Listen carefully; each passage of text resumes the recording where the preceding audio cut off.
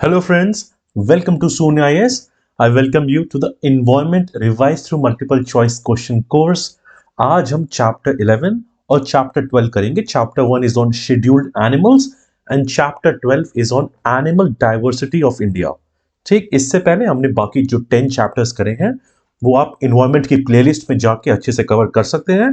Because I've already told you, Environment में जो connected और interconnections हैं concepts में that is important for you. तो इसीलिए अगर आप सीरीज देख रहे हो तो आप स्टार्टिंग से देखो. तो इसमें ऐसी बहुत चीजें हैं जो इनवेरिएबली अलग अलग पार्ट्स में आते हैं, so you can make use of it. और इनकेस अगर आप मुझे पहली बार ज्वाइन कर रहे हो तो इस पर्टिकुलर सीरीज में हम लोग जो बेस बुक है उससे 400 the best possible UPSC standard questions को हम प्रैक्टिस कर रहे हैं, जहां पे ना कि सिर्फ हम कॉन्सेप्ट सीखते हैं पर कॉन्सेप्ट का application, like how are you going to solve that concept करते हैं. ठीक, and question and answer format में आपका रिटेंशन, ओवरऑल अंडरस्टैंडिंग काफी ज्यादा अच्छी होती है. सो आई रियली होप आप इस सीरीज का अच्छे से फायदा उठा रहे हो. ठीक, हम शुरू करते हैं अपना इस टॉपिक को. तो स्टार्टिंग है शेड्यूल्ड एनिमल्स में. तो इसमें एटलीस्ट जो एक्ट है, at least wild life protection act, उसके provisions and some important things, and this is a relatively very small chapter in your book, इसीलिए ये कुछ ही क्वेश्चंस में खत्म हो जाएगा. ठीक, तो पहला जो सवाल है, it's about barking deer. And trust me, ये जो पर्टिकुलर दोनों चैप्टर्स हैं, I have added a lot of images, बहुत अच्छा एक्सप्लेनेशन रहेगा. तो इनकेस आप में से किसी को एनिमल्स या इनकी बायोडाइवर्सिटी में कोई भी कंफ्यूजन है, so you will be able to utilize this at least these topics बहुत अच्छे से. ठीक, देखो स्टार्ट करते हैं. क्या पूछा है हमसे? करेक्ट पूछा है. So it is mainly found in the coffee and rubber plantations. दूसरा, इन्होंने लोकेशन दे दी है specific, like this is found in eastern Rajasthan among other areas, और उसका स्टेटस दिया बार्किंग डियर का. ठीक, तो अब जब हम कोई भी स्पीशी वाले क्वेश्चन को अटेम्प्ट करेंगे तो उसके बारे में, स्पीशी के बारे में थोड़ी चीजें समझ लेंगे, देन वील अटेम्प्ट इट. तो ये है आपका बार्किंग डियर. ठीक, इसका लीस्ट कंसर्न स्टेटस है. ठीक, तो अब हमें स्टेटमेंट में बोला था near threatened, so that is wrong. उसके बाद ये कहां पे जो इसका स्प्रेड है, तो Thai, Malay peninsula, greater Sundas and जिसमें कि बोर्नियो, जावा, बाली, सुमात्रा ये है. In fact these regions are very important from your map slash geography perspective. तो आपको एक बेसिक आइडिया होना चाहिए कोई भी स्पीशीज में उसका IUCN स्टेटस क्या है, ज्योग्राफिकल स्प्रेड कहाँ है, और कौन से फॉरेस्ट या एरियाज में मिलती है. राइट, तो यहाँ पे क्या है, फॉरेस्ट एरियाज है, यहाँ पे plantations, coffee of rubber, sugar cane, teak, इन सारी जगहों पे इट इज फाउंड. राइट, तो आप जब बार्किंग डियर को देख रहे हो तो आपको यहाँ पे अलग से इंडिया की कोई स्पेसिफिक लोकेशन तो दिख नहीं रही है, तो it can not B Rajasthan. Right, तो अब इस सवाल में एक बार देखते हैं फिर से क्या पूछा है. It is found mainly in the coffee and rubber plantations, absolutely correct. दूसरा, it is found in the eastern Rajasthan, ये गलत है. ये थाई मलय पेनिनसुला यहां पे मिलता है, तो ये स्टेटमेंट रॉन्ग हो गया. Then it has been included in the near threatened, तो ये भी गलत है. ये है लीस्ट कंसर्न. और देखो, स्पीशीज इन जनरल आपको अगर ओवरवेलमिंग लगता है तो ये चैप्टर, एटलीस्ट ये वीडियो एक्सप्लेनेशन जब आप देखोगे और आप इसको सुनोगे, एक दो बार रिवाइज करोगे, तो वो चीजें दिमाग में स्टिक करती हैं. इसीलिए solving it in a question and answer format is very useful. Right, otherwise there are so many species जो आपके बुक में मेंशन्ड है, you might not be able to remember all of it. तो हम लोग इसी अप्रोच से इसको करते हैं.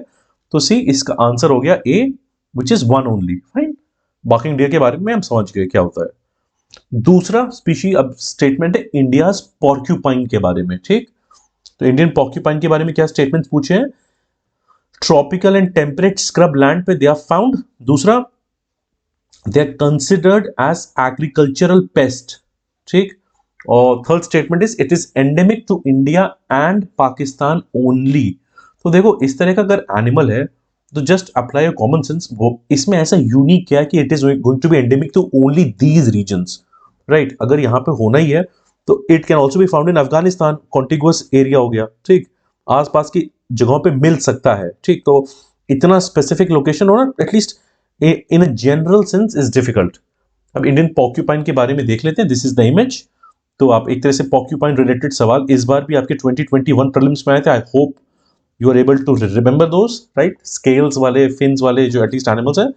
तो देखो, इसका IUCN status is least concern. Barking deer was also least concern. This is also least concern. अब यहां पे Turkey to Pakistan, India, China, Nepal, Sri Lanka, इतनी जगह मिलता है। तो स्टेटमेंट में क्या पूछा था, इंडिया एंड पाकिस्तान, तो सिर्फ यहां तक नहीं है। दूसरी चीज, ये रॉकी हिल साइड में मिलेगा, ये जैसे आप इसका आप देख सकते हो, and then tropical and temperate scrub land यहां पे भी मिलता है, राइट। और एग्रीकल्चरल पेस्ट बोलते हैं इसको, ठीक। और इसको मतलब जो भी एनिमल्स के फिन्स या स्केल्स या एटलीस्ट ये रहते हैं ना, तो they are used by the locals, क्योंकि उसकी कोई medicinal variety, at least medicinal use हो सकता है, एस्थेटिक यूज हो सकता है, it can be used for smuggling, so on and so forth. तो लोकल इसको ट्रैप करते हैं and use it for food, ठीक। अब यहां पे देखो, tropical and temperate scrub land हमने देखा है, यहां मिलता है, एब्सोल्युटली ट्रू। इसको एग्रीकल्चर पेस्ट भी बोलते हैं, that is also true. But endemic क्या है, तो it is found in many regions from Turkey to Pakistan, India, China, तो ये गलत हो जाएगा, स्प्रेड। तो आंसर क्या हो गया स्टेट क्वेश्चन नंबर 2 का 1 एंड 2, ठीक। आगे बढ़ते हैं। तो इसी तरह से ऐसी बहुत स्पीशीज हैं, हम लोग आज आराम से समझ लेंगे। नाउ ये बहुत अच्छा एक कॉन्सेप्चुअल सवाल आया आपका। पहली बात, वाइल्ड लाइफ प्रोटेक्शन एक्ट के बारे में। तो एक बहुत डाउट होता है लोगों को कि पहली बात वाइल्ड लाइफ प्रोटेक्शन एक्ट, इसको एक बार डिस्कस कर लेंगे and then we will attempt the question on it, ठीक। तो देखो, वाइल्ड लाइफ प्रोटेक्शन एक्ट सिर्फ एनिमल स्पीशीज के लिए नहीं, ये एनिमल और प्लांट दोनों स्पीशीज के लिए होता है, वाइल्ड लाइफ प्रोटेक्शन एक्ट, ठीक। तो यहां पे हंटिंग जो होती है, it is prohibited for any wild animal, जो शेड्यूल 1, 2, 3, 4 में है, ठीक। बट अगर आपको उसको हंट करना ही है, तो you need the permission of who, this is important, it is the chief wild life, या आप लिख भी सकते हो, या फिर अगर आपको याद है तो आपको रिवाइज हो जा रहा है, it's the chief wild life warden in a state, ये इसकी परमिशन चाहिए होती है, ठीक। तो एक तो ये चीज हो गई। एंड देन आप सोचो एनिमल्स को शेड्यूल में क्यों रख रहे हैं, वाई, बिकॉज हर एक एनिमल का अबंडेंस और हर एक एनिमल पे थ्रेट वेरीज।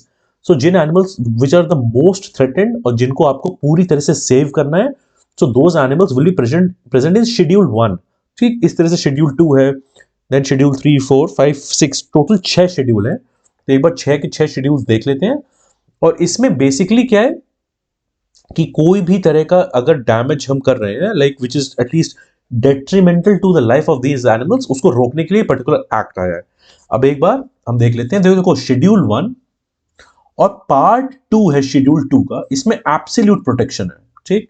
जिसमें इसमें हाईएस्ट पेनल्टीज रहती हैं, राइट। इसमें कौन से एनिमल्स हैं शेड्यूल 1 में, जैसे लॉइन टेल्ड मकाक बहुत फेमस है, राइनोसोरस, आप मुझे बताइए वन हॉर्न राइनोसोरस इंडिया में कहां मिलता है। सिमिलरली ग्रेट इंडियन बस्टर्ड, ये कहां मिलता है, ग्रेट इंडियन बस्टर्ड को पे एक सवाल ऑलरेडी 2020 के प्रीलिम्स में पूछा जा चुका है। नारकोंडम हॉर्नबिल, फिर आपका निकोबार मेगापोड, ये तो आपको नाम से ही पता चल रहा है कहां मिल जाएगा, एंड ब्लैक बक। दूसरा क्या है इसमें, पार्ट 2 ऑफ शेड्यूल 2, ठीक, जैसे कि rhesus macaque, dhole, Bengal porcupine, cobra, flying squirrel. तो ये आप नाम एक बार देखोगे और इनका स्प्रेड ओवरऑल देखोगे, तो you will be able to understand कि ओवरऑल कहां पे पाए जाते हैं। देन ये तो हो गया जिसमें एब्सोल्यूट सबसे हाईएस्ट प्रोटेक्शन है and highest penalties. Then we come to schedule 3 and schedule 4। यहां पे पेनल्टीज होती हैं, प्रोटेक्शन होता है इन एनिमल्स का, but these penalties are lower than schedule 1 and part 2 of schedule 2। अब इसमें कौन से ऐसे वो होंगे एनिमल्स, जैसे फिर बार्किंग डियर हो गया, अभी बार्किंग डियर के बारे में हमने देख ही लिया, ठीक, it is least concern. Sponges, goral, nilgai, right.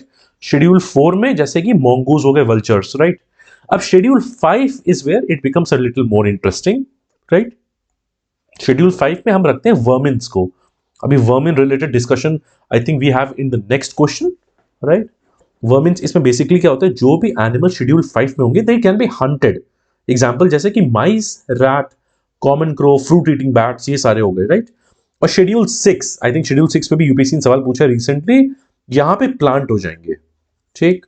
तो शेड्यूल 1 से 4 आप समझ गए, इट इज इनको अरेंज किया गया in the order of protection. Schedule 4 तक आते आते at least the level of protection is penalties decrease हो जाते हैं। Schedule 5 is what, it is about vermins. Schedule 6 is what, plants. इतना हम समझ गए, राइट। अब सवाल को देखते हैं और इसको अटेम्प्ट करने की कोशिश करते हैं। तो इसमें क्या लिखा हुआ है, wild animals listed under schedule 1 can be hunted only after getting permission from National Board of Wildlife, right।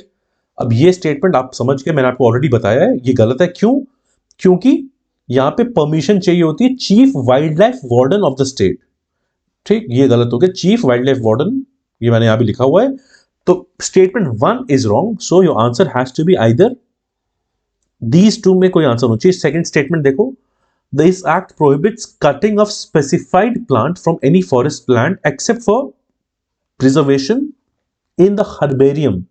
ठीक, तो ये एक जेनरिक टाइप का स्टेटमेंट है जहां पे प्लांट की ओवरऑल बात करी जा रही है। This is the fine statement, इसमें कोई ऐसी दिक्कत नहीं है।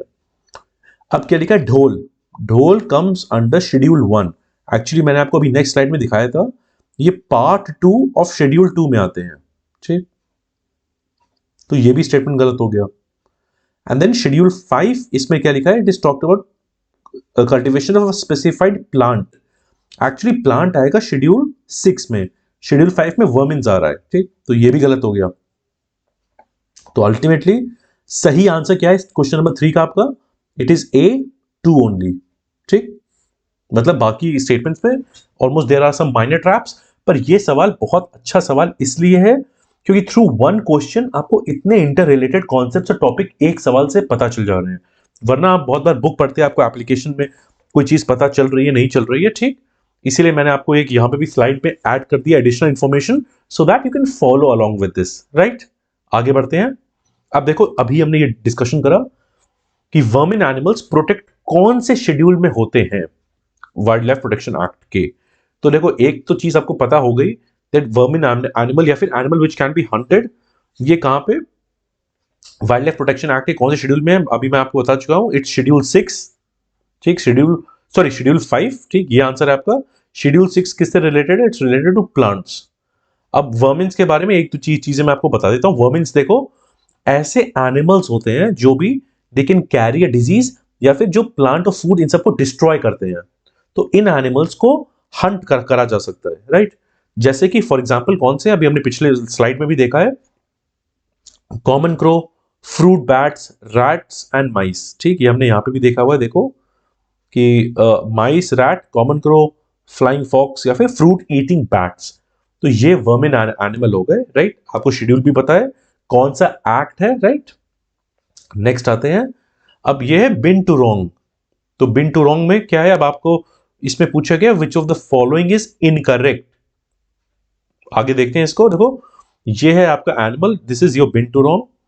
तो इसके बारे में देखो, पहली बात तो आयुसीन स्टेटस इज वल्नरेबल। कहां पाया जाता है, India, Sikkim, Bangladesh, Bhutan, Myanmar, China. So like fairly अच्छे से it's found overall in many regions. दूसरा क्या है, आर्बोरियल हो गया एनिमल। ठीक, and it's feeds on fruits, insects, birds. और जो हैबिटेट लॉस एंड डिग्रेडेशन, ये तो बहुत कॉमन है, this is true for almost every animal. ठीक, इसकी वजह से the population of this is having a lot of problem. Right, अब इसमें देख लेते हैं करेक्ट क्या है। इट इज क्या लिखा है, it is found in Indian सब कॉन्टिनेंट ओनली। तो एक तो ये स्टेटमेंट हो गया। दूसरा, अब हमसे इनकरेक्ट पूछा तो आपने भी देख लिया। देखो, यहां पे इसका स्प्रेड चाइना भी जा रहा है, म्यांमार, ओवरऑल लाइक इसका स्प्रेड ज्यादा है, तो this is wrong.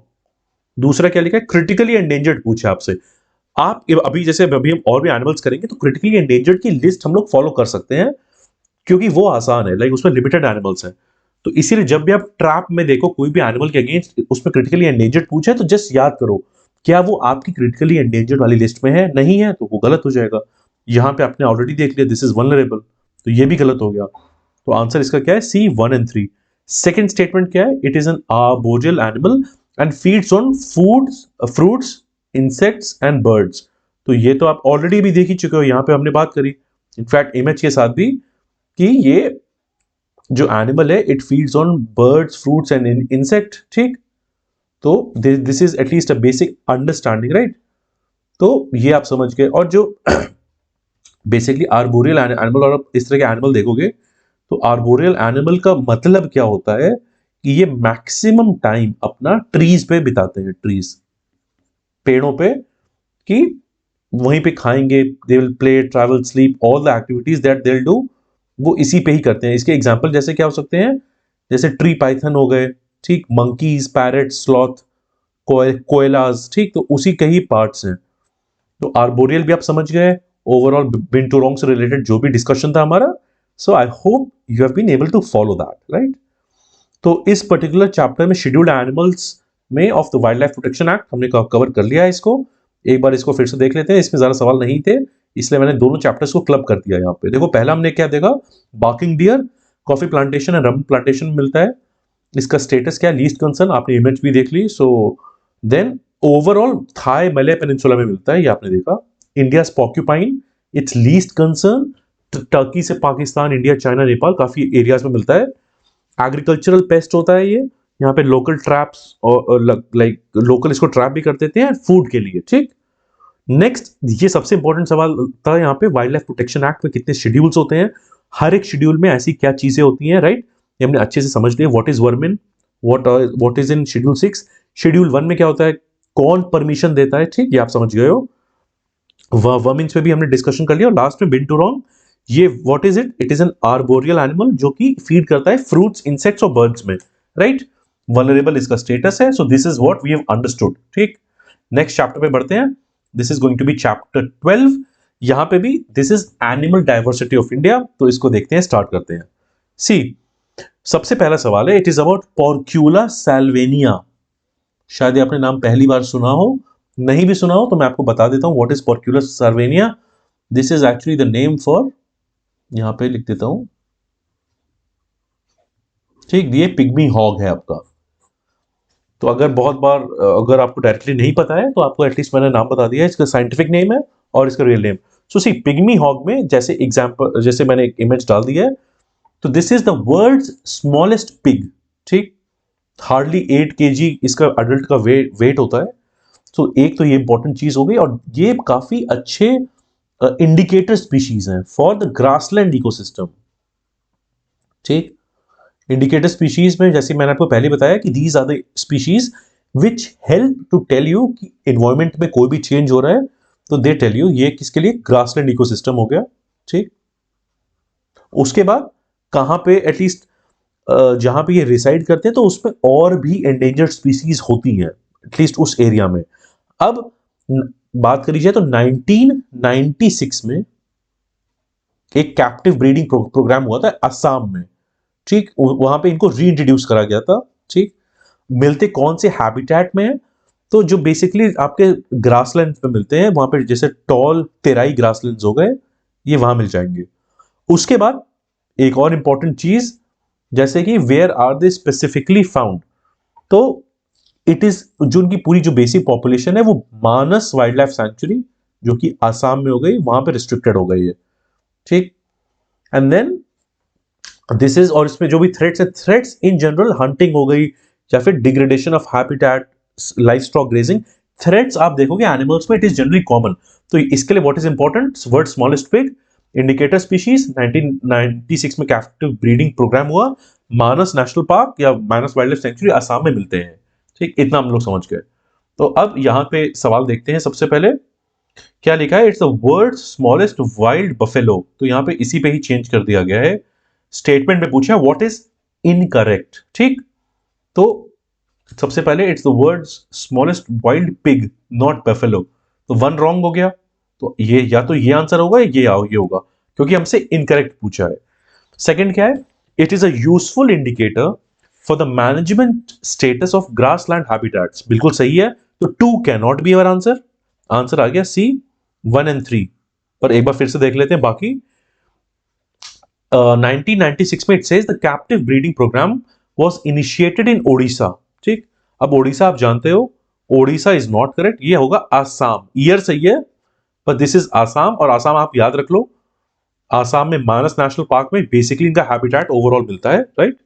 Last statement क्या कह रहा है कि it is in a parasitic relationship with, एक आपको एटलीस्ट एक वो है ना, it's a hog sucking louse. तो पैरासिटिक रिलेशन, अगर आपको ये पता भी नहीं है तो भी आपका आंसर आ गया है. पर जस्ट फॉर योर इंफॉर्मेशन ये बिल्कुल सही है. तो ये एक पर्टिकुलर एक बोलते हैं लव्स टाइप की है. तो ये इसका नाम क्या है आपका, हीमैटोपिनस ओलिवेरी. तो ये पैरासाइट है and it feeds only on the pygmy hogs, ठीक. तो एक तरह से इसका जो सर्वाइवल और जो है it is linked to pygmy hogs.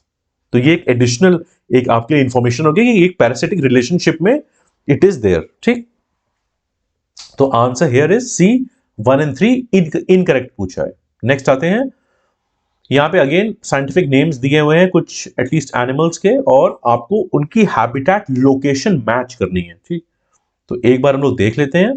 तो देखो सबसे पहला है आपका जो यहां पे नाम लिखा है मिलार्डिया कॉन्डाना, तो ये दिस इज योर कॉन्डाना रैट। ठीक, दूसरा एल्वीरा रैट, तो देखो ये है कॉन्डाना, जस्ट अ सेकेंड।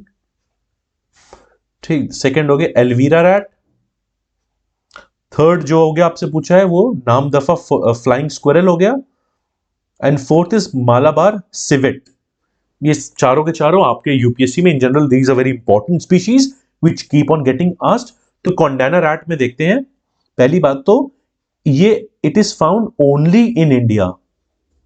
दूसरी चीज नॉक्टर्नल है। नॉक्टर्नल मतलब देखो दो चीज होती है, डायरनल होते हैं, एक होते हैं नॉक्टर्नल। नॉक्टर्नल मींस विच नाइट वाले, एंड डायरनल मींस डे। दूसरी बात क्या है, हम एल्वीरा रैट की बात करते हैं। एल्वीरा रैट में, और देखो हाँ, इस पे इनका जो डिस्ट्रीब्यूशन है जो आप याद कर सकते हो कॉन्डाना रैट में, कि एक सिंघड़ प्लेट्यू है पुणे महाराष्ट्र में, ये वहीं पाए जाते हैं। एक छोटे सा ना प्लेट्यू, आप यहां पे at least just for your information, जो सिंघड़ प्लेट्यू है, इसीलिए जैसे आपको मानस याद हो जाएगा असम, कोंडाना सिंगल प्लेट्यू कहां पे, पुणे में, इतना याद कर लो। और पुणे में है, एक एटलीस्ट एलिवेशन पे है, तो यहां पे क्या मिलता है, यहां पे ट्रॉपिकल और सब ट्रॉपिकल ड्राई डिसिडुअस फॉरेस्ट मिलते हैं इन जनरल। ठीक, अब हम आते हैं एल्वीरा रैट पे। एल्वीरा रैट क्या है, ये भी एंडेमिक है इंडिया के लिए। एल्वीरा रैट कहां मिलता है, again very important, only from the eastern Ghats of Tamil Nadu. जहां पे एक स्पेसिफिक हैबिटेट है ना, वो वाले याद करने आसान है। This is only eastern Ghats, तो ये थोड़ा यूनिक हो गया। आप ऐसे याद कर सकते हो, एल्वीरा ई, ईस्टर्न घाट्स ई। ठीक, तो ये शायद आप ऐसे आसानी से याद कर पाओगे। तो this is one thing. Then यहां पे क्या है, एटलीस्ट डेसिडुअस श्रबलैंड फॉरेस्ट्स हैं। ठीक, क्योंकि ये आप ये सोचो ना, ईस्टर्न घाट्स वाला एरिया हो गया, तो वहां पे किस तरह का वेजिटेशन मिलेगा, वहां से आप सोच के अटेम्प्ट कर सकते हो। अब आया नाम दफा फ्लाइंग स्क्विरल, तो ये यूनिक है। वाई, बिकॉज ये अपने जीनस में it is the only one, और ये मिलती क्या है, नाम दफा नेशनल पार्क। नाम दफा नेशनल पार्क कहां पे, अरुणाचल प्रदेश। ठीक, अब एटलीस्ट आपको पता है कि वहां पे रेनफॉल जो ज्यादा होती है, तो एटलीस्ट वहां पे जो ट्रॉपिकल फॉरेस्ट मिलेंगे एज अ हैबिटेट। ठीक, और नाम दफा नाम से भी पता चल जाएगा, नाम दफा ये सिर्फ यही मिलेंगे, only in the Namdapha tiger reserve in Arunachal Pradesh, that's it. Then Malabar civet की बात करते हैं, नाम से भी आप समझ जाओगे मालाबार, तो ये कहां मिलेगा आपको, एटलीस्ट वेस्टर्न घाट्स में या केरला वाले रीजन में, और एटलीस्ट वेस्टर्न घाट्स में रेनफॉल ज्यादा होती है, तो आपको यहाँ पे evergreen rain forest in general, तो ये एटलीस्ट वहीं पे मिलेगा आपको। ठीक, तो अभी हमने क्या देखा, Kondana rat, single plateau Pune, Elvira rat, E से एल्वीरा, ई से eastern Ghats, only in the eastern Ghats of Tamil Nadu. Then हमने देखा Namdapha flying squirrel which is only in the Namdapha tiger reserve of Arunachal Pradesh.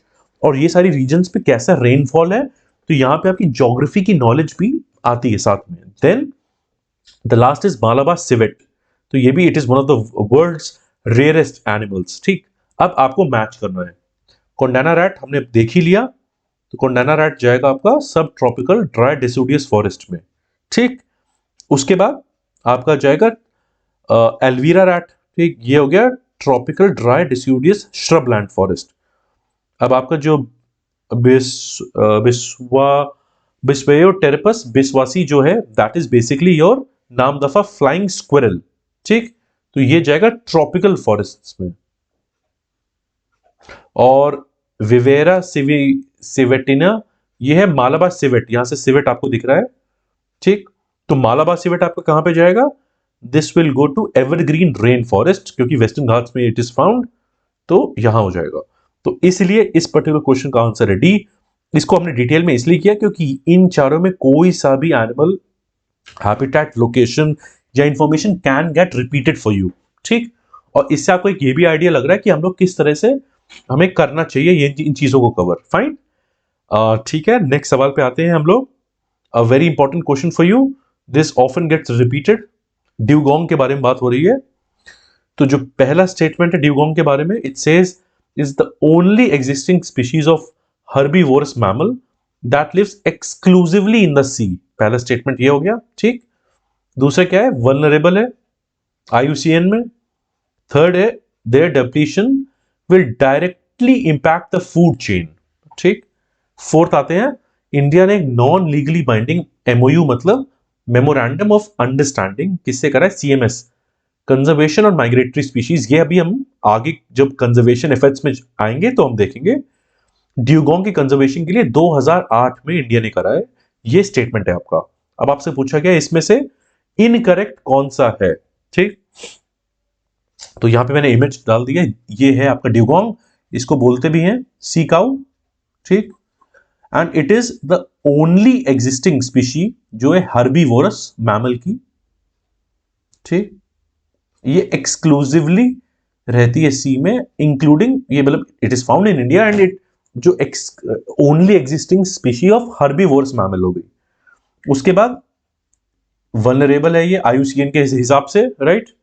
And schedule 1 of wild life protection act 1972 में it is found, ठीक। अब ये बहुत important है marine ecosystem के लिए, और अगर एनीथिंग हैपेंस टू दिस तो वो पूरी फूड चेन को इंपैक्ट करता है, ठीक। ये तो अगर आप बेसिक कॉन्सेप्ट के टर्म्स में भी सोचो तो भी आप बता लोगे।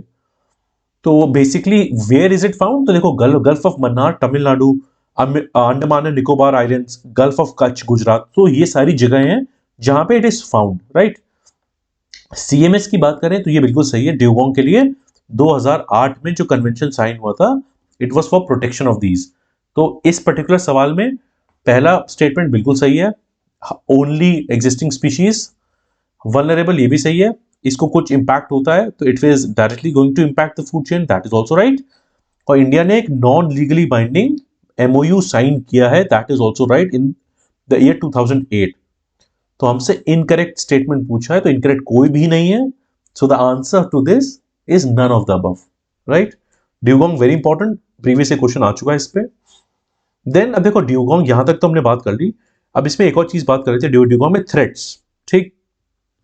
तो देखो बिकॉज ड्यूगोंग्स बेसिकली जो सी ग्रास है उसको मतलब दे हैव इट, तो अगर सी ग्रास की इन जनरल क्वांटिटी कम होगी तो dugong is going to be impacted. And how sea grass कैसे कम हो रही है, तो जो आपकी ट्रॉलिंग है या फिर जो अंडरग्राउंड सी फिशिंग एक्टिविटीज हैं, so these are very detrimental to the lives of entire ecosystem. तो ड्यूगोंग को पूरा फूड नहीं मिलेगा, ड्यूगोंग को फूड नहीं मिलेगा, हाउ, ह्यूमन एक्टिविटीज है, पोल्यूशन हो रहा है, डिग्रेडेशन हो रहा है, ठीक। तो वेसल है, oil spills, there are so many things which is going on, so all these things are at least affecting the overall marine ecosystem, ठीक। आप यहां तक समझ गए। नेक्स्ट आते हैं, ड्यूगोंग कवर कर लिया हमने। अब एक और चीज है, देखो यहां पे पूछा क्या आपको, monotremes they can be related to which of the following, ठीक। तो मोनोट्रीम्स को मैं आपको एक बेसिक एग्जांपल दे देता हूं, ये जैसे for example this is a monotreme. अगर आप पहली बार देख रहे हो तो आप समझ जाओगे, ठीक। इमेजेस इसीलिए हमने ऐड करी है so that you are able to make good connections. तो मोनोट्रीम पहली बात तो मैमल जैसे है ना आपका, जैसे मैंने आपको पिछले लेक्चर में बताया था वर्टिब्रेट्स होते हैं, इनवर्टिब्रेट्स होते हैं। तो राइट, वर्टिब्रेट्स में यू हैव मैमल्स, मैमल्स में यू हैव मोनोट्रीम्स। मोनोट्रीम में क्या है कि monotremes they lay eggs rather than giving birth to young ones, तो they are egg laying mammals। क्या हो गए monotremes, they are egg laying। अब इसी में ओवरऑल सिर्फ 5 लिविंग मोनोट्रीम्स या एग लेइंग मैमल स्पीशीज हैं, जैसे कि एक है डक बिल्ड प्लैटिपस और एक है स्पाइनी आंट ईटर्स, इन्हीं को इक्नाइडा बोलते हैं। इक्नाइडा पे भी I think we have more questions. तो बेसिकली अगर आपको पता होना चाहिए व्हाट, कहां पे they are found only in Australia and New Guinea, ठीक। दूसरी चीज क्या पता होनी चाहिए आपको कि these are the egg laying mammal. अब यहां पे देखो सवाल में क्या पूछा है, मोनोट्रीम्स क्या होते हैं, तो these are the egg laying mammals. अब इसमें क्या है, कुछ होंगे बर्थ गिविंग मैमल्स, ठीक, वो डिफरेंट हो गए। ये सिर्फ एग लेइंग मैमल्स हैं, 5 तरह की स्पीशीज हैं and they found only in Australia and New Guinea. So this is important, ये हमने याद कर लिया। अब एक और सवाल पे आते हैं next. Which of the following statements is correct, मतलब जिसमें रीजन बतानी है बिहाइंड द डिक्लाइन ऑफ मैनाटीज। ठीक, अब ये हो सकता है मैनाटीज आप देख रहे हो तो पहली बार जब देखो यार मैनाटीज होता क्या है, तो it might be difficult for you. Manatees की मैंने इमेज आपको डाल दी, अब आप शायद समझ जाओगे। ओशियन इकोसिस्टम में दीज आर वेरी इंपॉर्टेंट। ठीक, तो मैनाटीज में देखो कहां पे मिलते हैं, तो आपको जैसे गल्फ ऑफ मैक्सिको, जो हैबिटेट डिस्ट्रीब्यूशन की बात करूं मैं, वेस्ट अफ्रीका में मिल जाएंगे, करेबियन सी में मिल जाएंगे। ठीक, अब इनके लिए there is a threat to the habitat. क्यों? देखो अगर ये कोस्ट में मिल रहे हैं, तो अगर कोस्ट पे डेवलपमेंट हो रहा है कोई भी विच इज अनप्लान्ड और इट इज अनमिटिगेटेड, तो वहां पे there is a problem, coastal development हो गया। देन रेड टाइड, ये ऑलरेडी हम कॉन्सेप्ट देख चुके हैं, आई होप आपको याद है red tide and harmful algal blooms, eutrophication, right, boat oil spills, collision with boats, habitat loss. ठीक, और एक और चीज है जैसे फिशिंग, जो गेयर है, एंटैंगलमेंट। आपने ऐसी इमेजेस शायद देखी हो कि जो पूरा फिशिंग जो ट्रॉलर्स यूज करते हैं उसमें बहुत बार ऐसे एटलीस्ट एनिमल्स हैं जो स्टक, दे गेट स्टक वहीं पे, they at least they lose their life. तो ये चीजें हैं। अब क्या पूछा है, पहली बात तो आपको मैनाटीज पता चल गया, what are manatees. It is asking us the reasons behind the decline and statement correct पूछा। तो पहली बात कोलिजन विद बोट्स, ठीक है, यस। उसके बाद नेक्स्ट क्या पूछा है हमसे, presence of high concentration of carbon dioxide. देखो ये कोई ऐसा डायरेक्ट लिंकेज नहीं है, ये this is not a correct statement, two हटा दो। उसके बाद क्या पूछा है, यूसेज ऑफ बॉटम ट्रॉलर्स, ये स्टेटमेंट हो गया। तीसरा क्या है, occurrence of red tide, occurrence is of red tide is correct. ठीक, जैसे हमने यहां पे भी देखा, तो कोस्टल डेवलपमेंट है, red tide, hunting, collision with boats, habitat loss, ये सारे प्रोमिनेंट रीजंस हैं मैनाटीज के। Usage of bottom trollers directly linked हो जाएगा आपका ड्यूगोंग से, नॉट विद मैनाटीज। ठीक, तो यहां पे जो बेस्ट पॉसिबल ऑप्शन है आपके लिए, इट इज 1 and 4, फाइन। दूसरे सवाल पे आते हैं।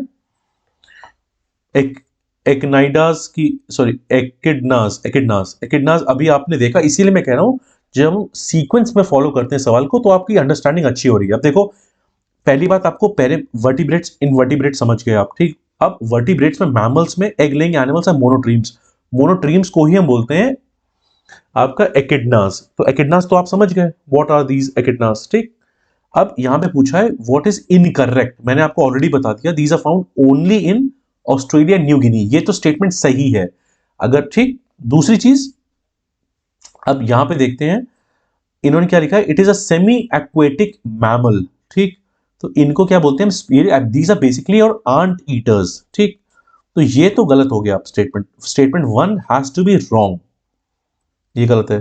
तो ये एक्वेटिक मैमल है ही नहीं, आपने इमेज भी देखी है, राइट। दूसरा क्या है, female carries the egg in a pouch in a belly until a young hatch, तो ये सही है बिल्कुल, दिस इज एब्सोल्युटली करेक्ट कि एकिडनास के केस में जो एग है दैट इट इज, जो फीमेल की बेली में, इट्स इन अ पाउच, जब तक वो पाउच में रहता है, until and unless the young one hatches, तो ये तो बिल्कुल सही स्टेटमेंट हो गया, राइट। उसके बाद आपको एक और चीज पूछी गई, अब करेक्ट में क्या है, male has a venom strong enough to kill a small dog और cause excruciating pain among humans, ये भी मतलब this is not related to एक्नाइडास।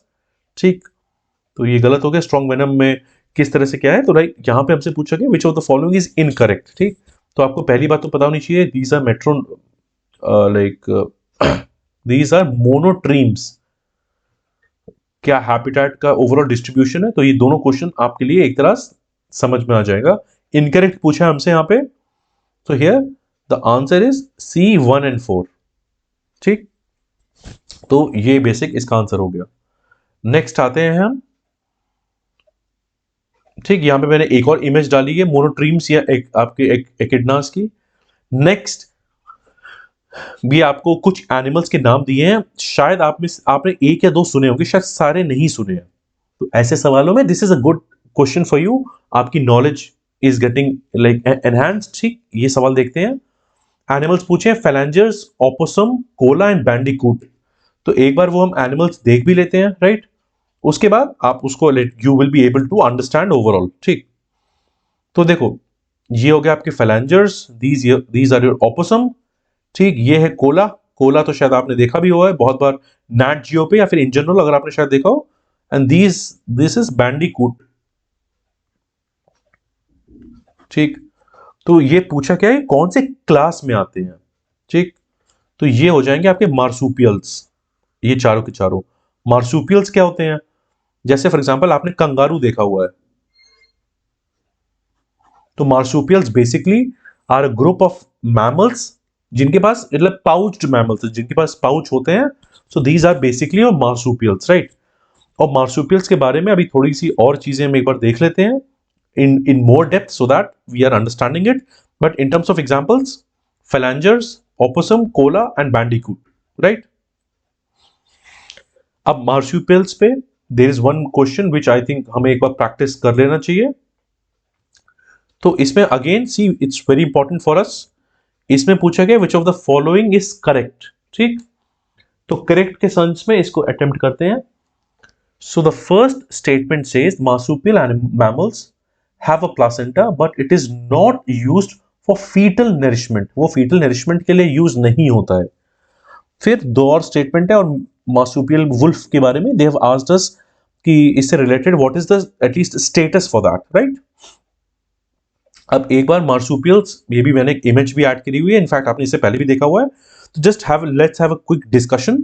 इनको बोलते हैं पाउच्ड मैमल्स। जब भी मार्सुपियल सोचो आपको कंगारू याद आना चाहिए। ठीक, ये होगा आपके पाउच्ड मैमल्स लाइक कंगारू। अब इसमें क्या होता है, इनमें इसमें प्लासेंटा होता है इनके पास, बट बहुत शॉर्ट लिव्ड होता है। तो एक तरह से जो फीटस होता है, तो उसके नरिशमेंट में कोई बहुत बड़ा रोल नहीं होता है इसका। प्लासेंटा यस भी कर दो इसको, बट यहां पे कोई अपने लिए बना लो like some like a symbol जिससे आपको याद आ जाए कि बहुत ज्यादा फीटल नरिशमेंट में हेल्प नहीं करता है। ठीक, उसके बाद क्या है, ये बहुत जल्दी ऐसे बर्थ दे देते हैं। ठीक, उसके बाद ओवरऑल जो इसमें जेस्टेशन साइकिल होती है, तो जो प्लासेंटल मैमल्स होते हैं, जैसे फॉर एग्जांपल आपने एलिफेंट वाला क्वेश्चन याद हो अगर आपको इन 2020, तो एलिफेंट वाले केस में क्या होता है, उनकी जेस्टेशन साइकिल्स बहुत लंबी होती है प्लासेंटल मैमल्स के केस में। यहां पे क्या है, जेस्टेशन साइकिल्स बहुत होती ही मतलब कोई लंबी नहीं होती है, राइट। जो प्लासेंटल, क्योंकि यहाँ पे जैसे मैंने आपको बताया, भले ही प्लासेंटा एटलीस्ट होता है पर वो फीटल डेवलपमेंट में ज्यादा नहीं करता है। प्लासेंटा बहुत शॉर्ट लिव्ड है यहाँ पे, तो ये एक छोटा है डिस्टिंक्शन है। इनफैक्ट एलिफेंट मैं आपको जो बता रहा हूँ, एलिफेंट का डिस्टिंक्शन है कि it's the longest gestation period for any mammal. इसीलिए यूपीएससी ने वो सवाल पूछा था, because it's a unique fact which was asked in 2020। ठीक, अब इसके बाद और क्या चीज है जो हमें पता होनी चाहिए, जैसे फॉर एग्जांपल कुछ मार्सुपियल्स हैं, जैसे आपकी एनसीईआरटी में दोनों चीजें मेंशन्ड हैं, एक तो है quagga and the second is marsupial wolf.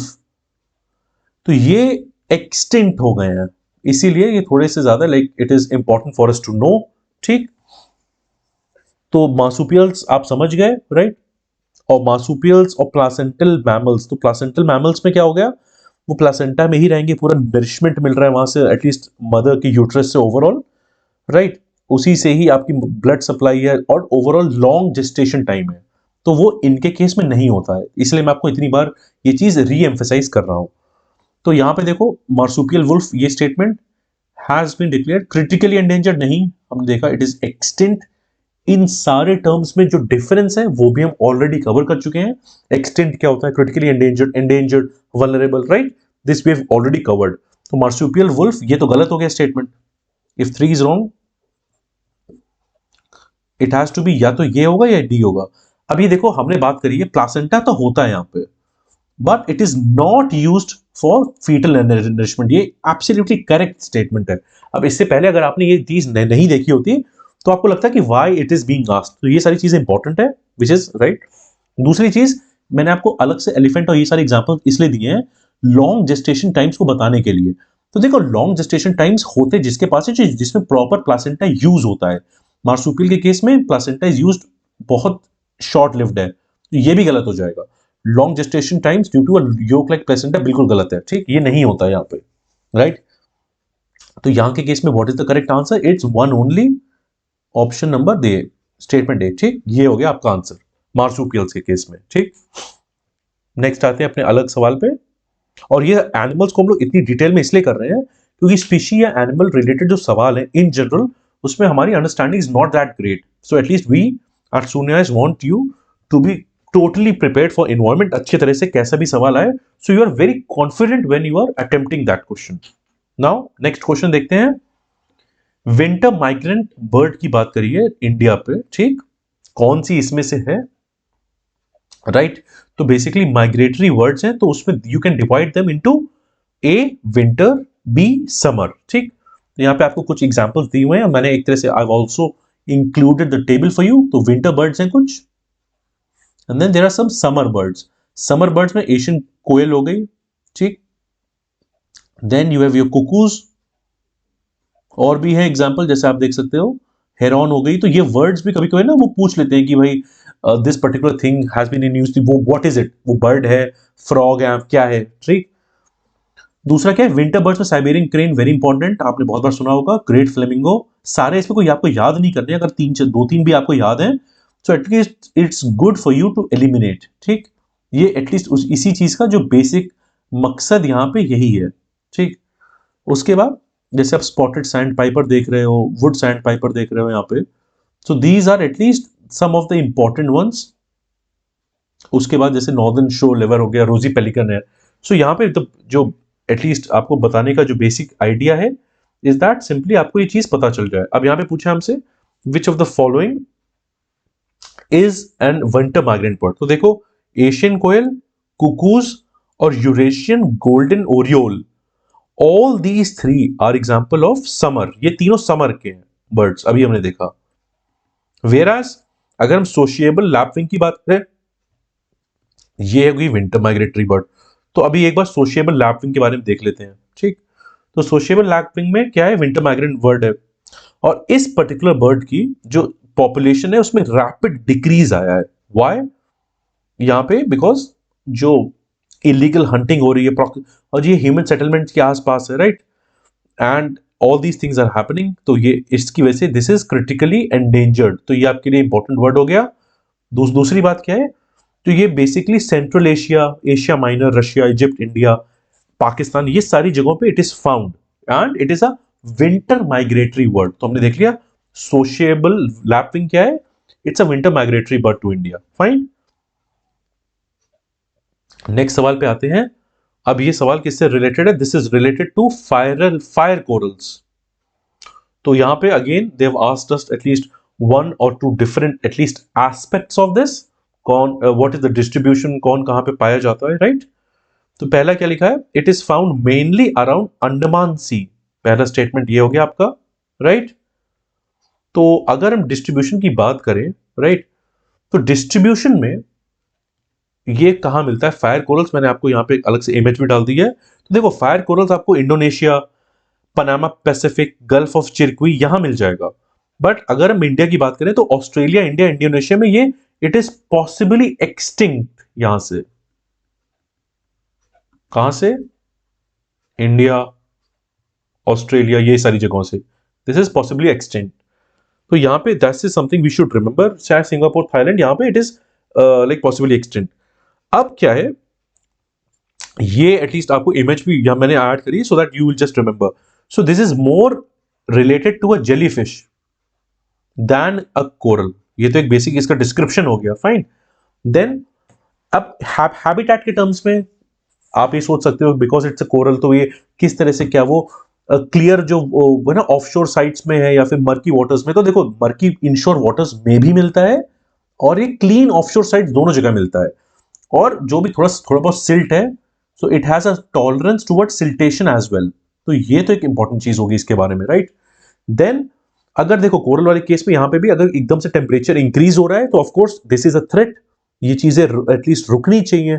Then coral bleaching is also phenomena which is related to the threat, global warming हो रही है, पोल्यूशन बढ़ रहा है, ऑल दीज थिंग्स। इनफैक्ट इसको ज्वेलरी ट्रेड बाकी जगहों पे यूज करा जा रहा है, which is why it's overall the usage या प्रेजेंस इज गेटिंग डिक्लाइंड, ठीक। तो ये एक इंपॉर्टेंट हो गया। क्या लिखा है, इंडिया में it is mainly found around Andaman sea, ये गलत है, यहाँ पे इंडिया के केस में एक्सटिंक्ट है, स्टेटमेंट वन गलत हो गया। देखो अगर स्टेटमेंट वन गलत है, एलिमिनेट करो, सीधे के सीधे आपका आंसर आ रहा है 2 and 3। तो 2 and 3 मतलब क्या लिखा है, they are tolerant to siltation, siltation से टॉलरेंट है, तो वो मर्की इनशोर वाटर्स में दे आर फाउंड, बिल्कुल सही है।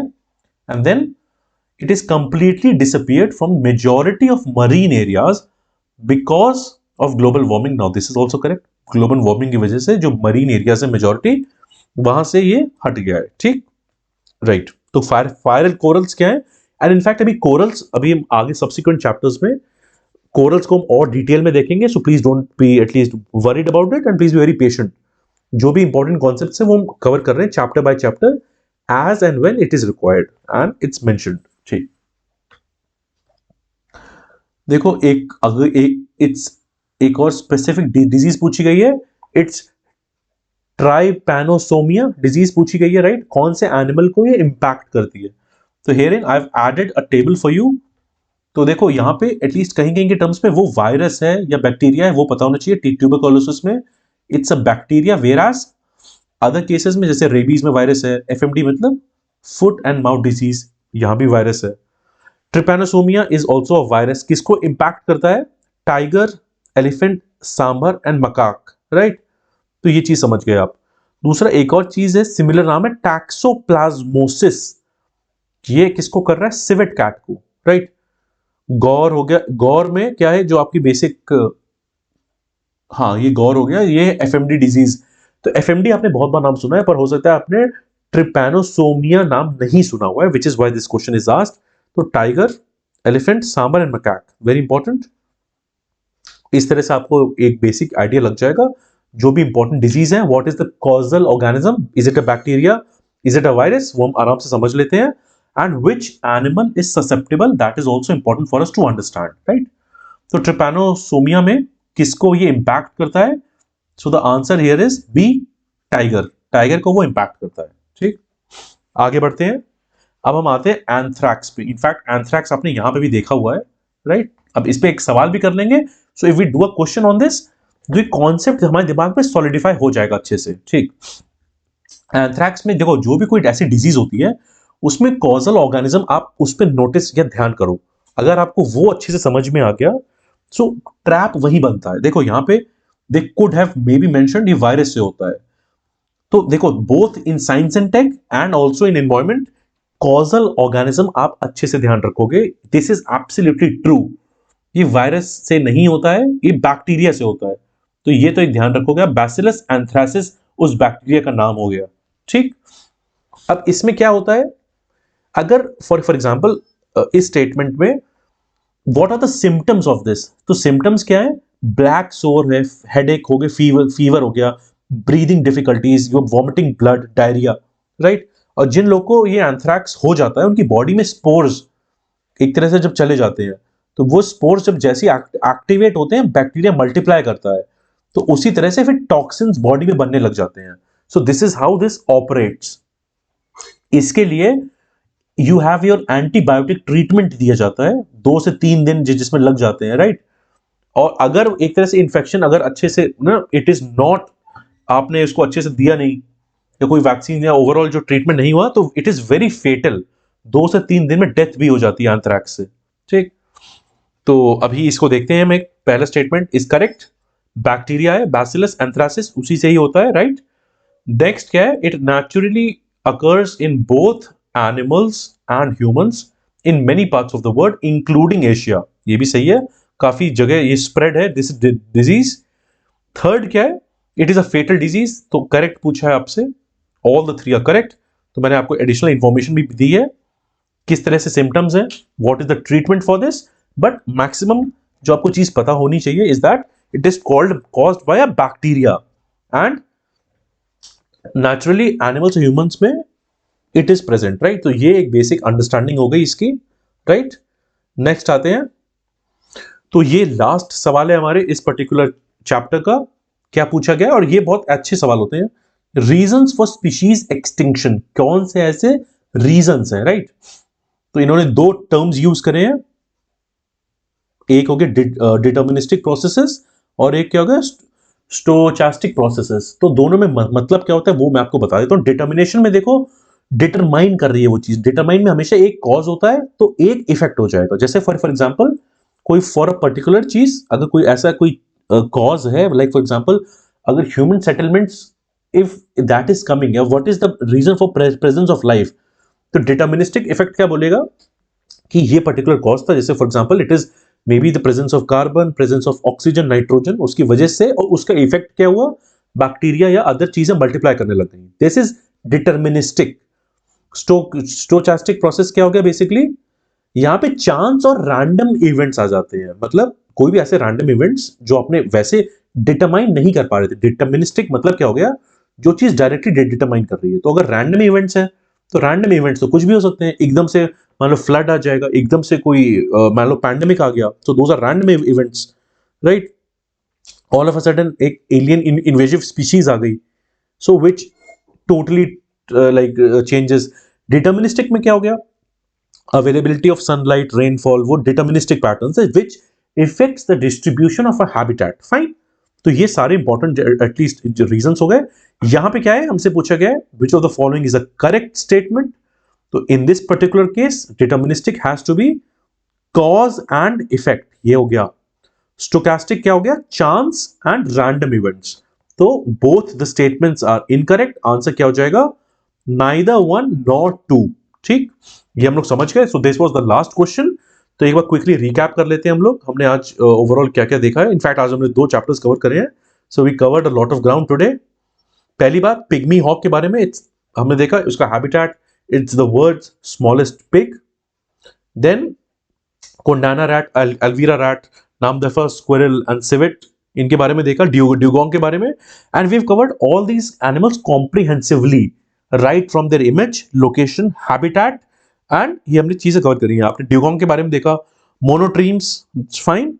फिर आपने मैनाटीज के बारे में देखा, क्यों डिक्लाइन कर रहे हैं, राइट। उसके बाद हमने देखा कि जो भी डिफरेंट क्लासेस हैं, राइट, फॉर एग्जांपल हमने इकाइडनास के बारे में देखा। Then phalanger, opossum, koala, bandicoot, marsupials क्या होते हैं, मार्सुपियल्स के बारे में अच्छे से समझ लिया। प्लासेंटल एनिमल्स और मार्सुपियल एनिमल्स में क्या डिफरेंस है, ठीक। उसके बाद हमने विंटर माइग्रेंट या समर माइग्रेंट बर्ड्स के बारे में we understood. Fire corals distribution, how is marine at least red tides, बाकी सारी चीजें इंपैक्ट कैसे करते हैं। देन हमने देखा ट्रिपैनोसोमिया डिजीज है, हाउ इट इंपैक्ट्स, एंथ्रैक्स के बारे में we also understood. And then finally the reasons for the extinction of species. So ये सारी चीजें कवर करी। आई होप आपने ये पूरा लेक्चर अच्छे से देखा है and you learned a lot of these things, क्योंकि बहुत स्मॉल निटी-ग्रिटी ऐसी चीजें हैं जो हम ऑफन मिस कर जाते हैं।